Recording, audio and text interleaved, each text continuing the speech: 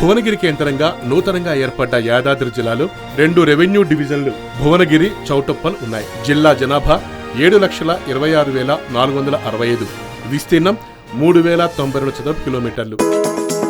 ఇక మొత్తం 16 మండలాలున్నాయి. ఒకటి ఆలేరు, రాజాపేట, మోత్కూరు, తుర్కపల్లి, యాదగిరిగుట్ట, భువనగిరి, బీబీనగర్, బొమ్మల రామారం, ఆత్మకూర్, అడ్డగూడూర్, మోటకొండూర్, పోచంపల్లి, రామన్నపేట, వెలిగోడ్, చౌటుప్పల్, నారాయణపూర్. ఎంతో చారిత్రక నేపథ్యం ఉన్న జిల్లాగా యాదాద్రి ప్రసిద్ధికెక్కింది. నరహంతక మూకలు రజాకాలం తరిమి కొట్టిన ఘనత ఈ ప్రాంతం సొంతం. అంతేకాదు దేశవ్యాప్తంగా ఎంతో మంది నిరుపేదలకు ఉచితంగా భూములు పంచిపెట్టిన భూదాన ఉద్యమం ఈ గడ్డ మీదనే పుట్టింది. గాంధీ ప్రియ శిష్యుడు ఆచార్య వినోబా భావే పోచంపల్లిలోనే భూదాన్ ఉద్యమాన్ని మొదలుపెట్టారు. వెదరే రామచంద్రారెడ్డి మొట్టమొదట తన 100 ఎకరాల భూమిని వినోబా భావేకు దానం ఇచ్చి గొప్ప ఉద్యమానికి నాంది పలికారు. అంచేతనే పోచంపల్లిని భూదాన్ పోచంపల్లిగా పిలుస్తారు. ఇక పోచంపల్లిలో టైమ్ అండ్ టై పద్ధతిన నేసే వస్త్రాలు ఖండాంతరాల్లో పోచంపల్లి ఘనతను చాటి చెప్పాయి. అమెజాన్ లాంటి ఇంటర్నేషనల్ ఆన్లైన్ విక్రయ సంస్థలు పోచంపల్లి ఇక్కత్ వస్త్రాల్ని అమ్ముతున్నాయి. పోచంపల్లి అంటేనే మగవుల మనసులు దోచే చీరలు మన కళ్ల ముందు కనబడతాయి.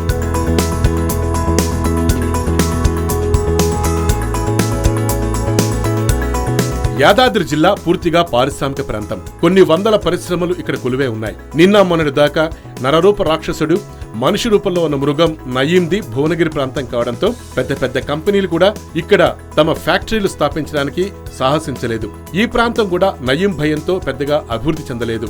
నయీం ఎన్కౌంటర్లో చనిపోవడంతో ఇప్పుడిప్పుడే ఈ ప్రాంతం కోలుకుంటోంది. పెద్ద వాళ్లు పెట్టుబడులు పెట్టడానికి ముందుకు వస్తున్నారు. చౌటుప్పల్, బొమ్మల రామారం, వలిగొండ, బీబీనగర్, తుర్కపల్లి మండలాలు పూర్తిగా పారిశ్రామిక ప్రాంతాలు.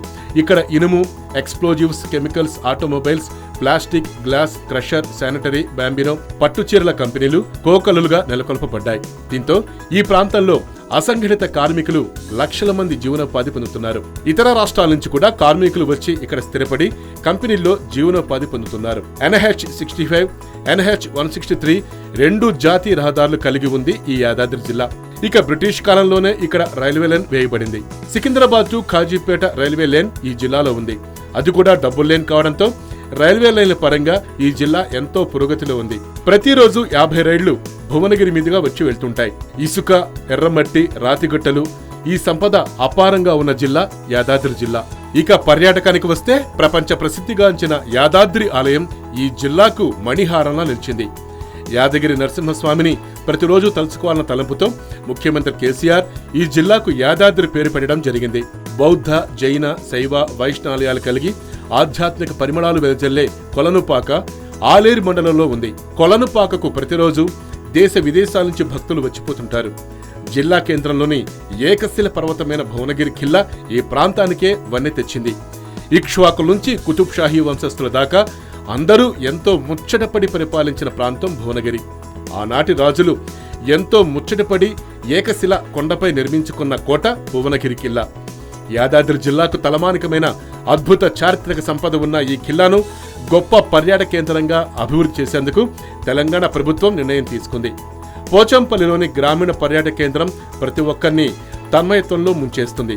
వలిగొండ మండలం వెంకటాపురంలో ఉన్న మత్స్యగిరి లక్ష్మీ నరసింహస్వామి ఆలయం భక్తుల కొంగు బంగారంగా నిలుస్తోంది. రాజాపేట కోట ఆనాటి రాజుల రాజస్థానికి ప్రతీకగా నిలుస్తోంది.